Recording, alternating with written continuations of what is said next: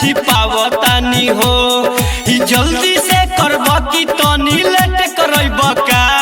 हे बैकुंठ वाला बाबा माल से सेट करब का। हे देवघर वाला बाबा माल से सेट करब का।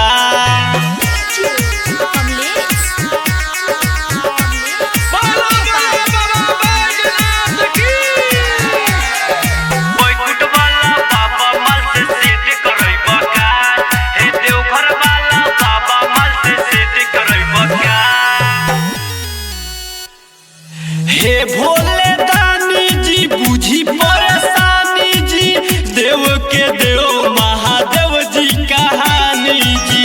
देव के देव महादेव जी कहानी। असल भंगिया धतूरा हम लावतानी, बाबा रौरा चरण में चढ़ावतानी। मेलावा में हमारा से भेंट करब का। हे बैकुंठ वाला बाबा माल से सेट करब का।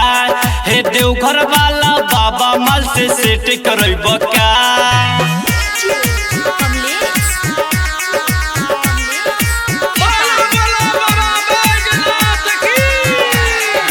बैकुंठ वाला बाबा माल से सेट करब का। हे देवघर वाला बाबा माल से सेट करब का।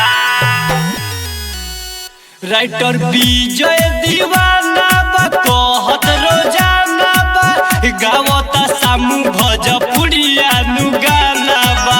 गावता सामू भोजपुरिया नु गाना। सुनु राजा पतनी सानु दया कदी, बाबा चरण में आइल बा रौरा घरी। बहानी हम अकेला नहीं साथ मिलइब का। हे बैकुंठ वाला बाबा माल से सेट करब का। हे देवघर वाला बाबा माल से सेट करब का। सामू रिकॉर्डिंग स्टूडियो, अंद्रा पकही बाजार।